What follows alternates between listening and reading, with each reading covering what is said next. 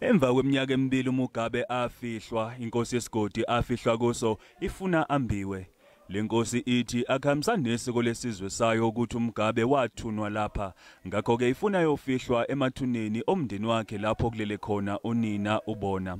Abanye bakholwa ukuthi lena imizamo yokuyobeka uMugabe emathuneni amaqhawe aseZimbabwe enhlokodolobha eHarare.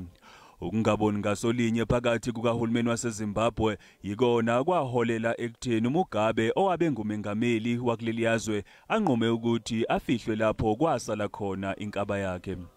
I don't think there's anything wrong about it, considering that it had been happened before, and if it is traditional leaders who are asking for that reburial or else the politicians, I think everything is okay.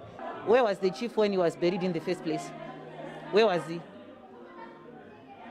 The one who's saying the body should be exhumed, where was he when was he buried in the first place?